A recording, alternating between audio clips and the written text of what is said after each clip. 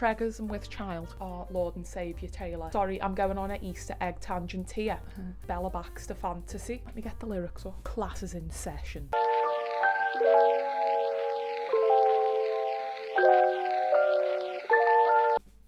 Welcome to the Tortured Poets department. Classes in session. Hi everyone, welcome back to another video. I'm Ray, what Ray reads. Follow me on Instagram. You know you want to. Yeah, you do. You do. As you can see, I'm in themed dress, sort of. I've styled myself similar to what Miss Swift, our Lord and Saviour Taylor, is wearing in the Fortnite video, and I'm living my Bella Baxter fantasy. Poor Things reference if you haven't watched it. I'm sorry, but I'm serving here. Don't even start about the bow. It took me far too long to get this bow tied correctly. Anyway, I planned to do a video on books for the Tortured Poets department, and I could have gone down the road of, you know, giving you tortured poetry, but we're more into literary fiction over here, aren't we? We're more into contemporary novels. So I was like, I'll just do a book for each song. And Taylor said, no you won't, because little did you know, I'm about to release a second album and there's going to be 30 odd songs. And I was like, Taylor, I can't recommend 30 books. That's just going to be too long and too much. So I was like, what can I do? So instead, I'm just giving you a reading list of books that I think you'd like or you could enjoy reading if you are a fan of the Tortured Poets department. So that's what we're going to do. I've got about 10 or 12-ish books that follow themes in the album that I've pulled from my collection, or books that I want to read and I think fit really well with what's covered on the album. So that's what we're doing. So classes in session, get your notebooks out and your pens, and we're about to go on our journey of the Tortured Poets department reading list. Let's go. So the album, which, you know, it's hard for me to not say I love it as a Swiftie. It's kind of like, for me, when I listened to it, it felt like a mixture of Folklore, Evermore and Midnights, the more sort of depressive stuff. And it's a more sort of slow album for Taylor where she can allow her writing to flourish, which is what, you know, us long-term fans love. As soon as, you know, the album's out, the lyrics are up. I'm reading those lyrics. And the album deals with a lot of introspection from Taylor, and it tackles like themes of depression, isolation, love, loss, and the end of a relationship, but also the start of a new, different relationship or situationship if you prefer. I'm referring to it as a situationship. I said what I said! And Taylor delves into these topics that she's experienced during the time of the relationship, situationship. And she writes best when she's touching on fame and how it impacts her and her psyche, because it's such an isolating experience. When she touches on that, it's very strong writing. And, you know, sometimes when I'm listening to the songs and I realise that, you know, she's like the most famous woman on the planet, I think like it must be so isolating. And she talks about how, you know, her mind and her creativity and her writing is her escape, because she can't just, you know, go walk around the park really, can she? She'd get mobbed. So yeah, I've chosen the themes that she touches on, as I mentioned, and a lot of the subject matter is quite dark, so I've leaned into that for the books that I've chosen. So the first book is Ariel by Sylvia Plath. I had to choose said tortured poet, Miss Sylvia Plath, one of my favourites. And, you know, she is referred to as a tortured poet, and she struggled a lot with her mental health, which is what she's, you know, most notable for. And she was writing about, from a woman's point of view, having these complex depressive thoughts and having to deal with them at a time when it wasn't spoken about and it wasn't dealt with. And she writes from such personal experience. And Ariel is a collection of poems from Sylvia Plath, considered her best poems. And I actually think if she's not already, Taylor would be a fan. And since Taylor references a lot of her own mental health issues, I think it ties into the poems that Sylvia Plath is most famous for, which are the ones where she is writing about darker subject matter. So I do think for people, myself included, who aren't like very versed on poetry and it's new for them, Ariel and Sylvia Plath in general is a good poetess to start with. And some of my favourites from the book are Lady Lazarus, one of her most famous, Daddy, but Daddy I Love Him, Ariel. Sorry, I'm going on an Easter egg tangent here, but Daddy I Love Him is a reference to Ariel from The Little Mermaid. Daddy I love him! Her name's Ariel. The collection of poems is called Ariel.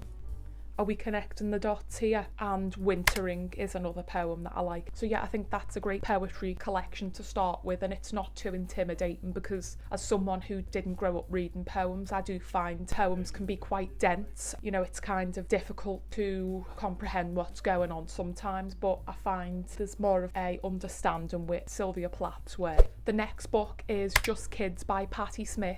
Again, I had to. On the track, The Tortured Poets Department, she actually references Patti Smith. If you're not familiar with Patti Smith, she's an artist that was up and coming in the late 60s, early 70s, I think. Let me just look that up, actually. The 70s, I was correct. Oh, I forgot to show you, by the way, that's the cover for Ariel. What a stunning cover. And as you can see, I've kind of put some stickers in the poems that I like. But back to Just Kids by Patti Smith. Just Kids by Patti Smith, one of my favourite memoirs. So yeah, Patti Smith was like a prominent artist in the 70s, and she's a musician, a poet and a writer, and she found inspiration in New York at that time, and she was surrounded by a lot of artists and creatives, and the memoir is basically, you know, a coming of age story of her journey to become an artist and how she found creative fulfillment, and takes place in the Chelsea Hotel, a lot of it because she lived there and a lot of other artists lived there. And when Taylor says Dylan Thomas, Patti Smith, this isn't the Chelsea Hotel, that's what she's referencing, because you only have to Google all the artists and literary figures that lived or stayed there, and it's like such a long list. And Leonard Cohen, another poet and musician, he wrote a song called Chelsea Hotel about how he found creativity and inspiration being in that environment because of the amount of people that were passing through who were on their own journeys to become artists. And also Dylan Thomas, who is also in the song, he famously died at that hotel. So she passed away? Oh. You know, I'm thinking maybe that's why Taylor referenced it. So if you want to know more about Patti Smith, because I think a lot of people are like, who is this Patti Smith? This is a great place to start. It's a great memoir about finding a muse and being an artist and finding creativity and inspiration whilst being a struggling artist, but not in like a pretentious way, because, you know, that's just a bit cringe, isn't it? The next book is The Lonely City, Adventures in the Art of Being Alone by Olivia Laing. And this is like a weird mix of biography, memoir and cultural criticism. And it kind of ties into the Just Kids one as well, because she does mention the artists living in New York at the time and being in the Chelsea Hotel, and how these artists fulfilled the passion and had success in some ways or other. And she is living in New York and dealing with feeling isolated and lonely, and I think I'm sure she's dealing with grief. I can't fully remember because I've read it quite a while ago now, but she is exploring the lives and the work of these artists while she's isolated and alone in the city, and it kind of gives her creativity, and it's kind of muse for her to write the book. And you're going on a journey of other artists that found success in New York. I think she covers poets, photographers, painters. I think she also talks about Robert Mapplethorpe, which was Patti Smith's best friend and kind of soulmate, and they found inspiration in each other. So yeah, that's another great book that is set in, you know, that art world, and it's dealing with themes of isolation and loneliness and depression and grief, and it really ties into the themes of the album. So next is a book that I actually don't have but I really want to read, and it's Cassandra by Cristia, and I think it was written in 1980, and it is a fictional reimagining of the story of Cassandra, who, if you're not familiar, there's a song on the album called Cassandra, and I think she's referenced in another song, but it's a Greek myth, and the character of Cassandra was endowed with the gift of prophecy, but she's fated to never be believed. And I think Taylor sort of uses that metaphor in the song to describe times in her own life when she hasn't been believed, or she wants to change the prophecy of her life. And to understand more of the story of Cassandra and the Greek myth, this is a good place to start, and a place that I'm going to start personally, because I am really interested and intrigued in Greek mythology and I want to know more about it. And I really love that about Taylor's writing, when she sort of finds these figures through history and uses uses them as an example or inspiration to write about her own experiences without writing about such personal stuff. It kind of mirrors her experiences, and for people who, you know, don't know much about Greek myths or the story of Cassandra, I think it's a great place to start, and it's, as I said, I'm starting there, so that's your next book. Class is still in session. Next is a bit of a, I thought I was being funny with this next pick, and it is Diary of a Void by Emmy Yagi. I picked that book specifically because when I listened to But Daddy I Love Him, and she has the line, she's screaming, "But Daddy I love him, I'm having his baby. No I'm not, but you should see your faces." I thought that was like, ha, you should see your faces. Surprise, bitch. Nothing says that more than this book, which has like a fictitious pregnancy in it. As soon as I heard that, that book just came into my mind, and I was like, oh, she's got to be on the reading list. And in the book, she claims she's pregnant because she's sick of societal and patriarchal standards that's held upon her as a woman. And she's like, I'm not doing it anymore. I'm pregnant. I'm preggers and with child. You should see your face, as she's basically saying in the book. And yeah, that's just like a light-hearted pick that, you know, deals with patriarchy, spoiling the party as usual. Nothing new, nothing changed, same old shit. A woman just being sick of these standards she's held to. I've had it officially! And I think she touches on that in the song But Daddy I Love Him. It's like people's perception of her going with like a bad boy, someone who's not good for her, and she's like, I'm an adult, I can make my own decisions, thanks for your concern, but I'm having his baby. The next book I picked was Play It As It Lays by Joan Didion, and I picked this book because it deals with Hollywood and the negative side of Hollywood when, you know, you may have had success but that light's starting to dim, especially as a woman who's aging and, you know, her career isn't the same as it once was.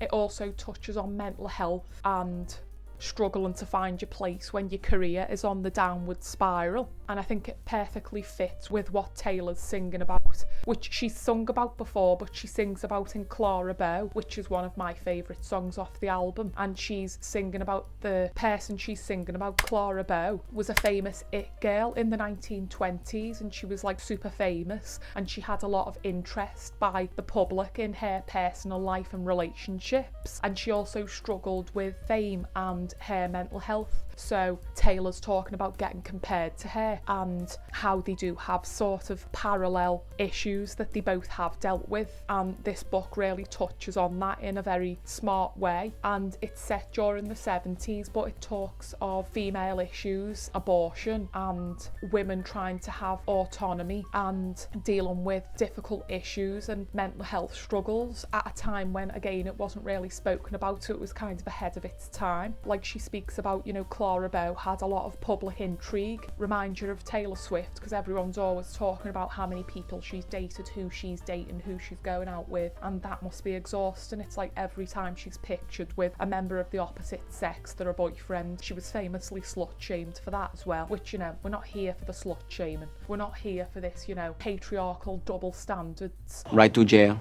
What is it Christina Aguilera says in that song, Can't Hold Us Down? What does she say? Let me get the lyrics up. Oh, it's the Little Kim verse. She says, here's something I just can't understand. If a guy has 3 girls, then he's the man. But if a girl does the same, then she's a whore. Jail. And that's like so what Taylor's had to deal with. So yeah, that was just a little side tangent, but yeah, Play It As It Lays is a great book that tackles a lot of these themes and subject matter, and it's also one of my favourite Joan Didion books, so read it. Next is 2 books that I don't actually own and haven't read, but because one is mentioned in the song, I thought I'd include it, and that is the collected poems of Dylan Thomas, the poet who's referenced in the Tortured Poets department, and also the complete poems of Emily Dickinson, who's a poetess who Taylor is often referred to, and apparently she's like distantly related to. So yeah, I think these, for people who want to know more about these poets, this is just a good like starting point. and that's the type of place I'd start as well, because I am not familiar with any of their poems. And in regards to Emily Dickinson, she was kind of considered ahead of her time as, you know, a female poet, and she was renowned and known for her, quote, bold original verse and haunting personal voice. And sorry, but that's just our modern day Taylor Swift, isn't it? That's what she's praised for, you know, her personal song lyrics, and some of her lyrics can be considered quite sharp and touching, haunting, and you may love her or hate her, but I think, you know, there's no other famous pop star at the top of the game that is writing songs like Taylor Swift. So you can slag her off as much as you like, but she's, you know, still a great writer and storyteller. So next is a book that I've read but I don't own anymore, and that is Daisy Jones and the Six by, who is it now? Why have I forgot her name? Completely forgot her name. Oh, Taylor Jenkins Reid. Oh my god, I had like a brain fog then. And I picked this because, you know, it's a more light-hearted book on a lot of heavy books, but it deals with fame and success, being a rock star and a singer, and it's a fictional retelling, reimagining of a Fleetwood Mac style band who starts off not famous and then they find extreme success, and it focuses on relationships, fame, mental health issues, hedonistic lifestyles. There's a love story there as well, and in Clarabelle, Taylor mentions being compared to Stevie Nicks, and that is someone she has been compared to a lot of the time. It's because of her looks, but it, you know, it's a more light-hearted place to start that has themes and topics that is sung about in the album. So again, it's another great book to start with. And also, I haven't been a fan of all of the Taylor Jenkins Reads I've read, but that was one of the better ones that I've read of her work.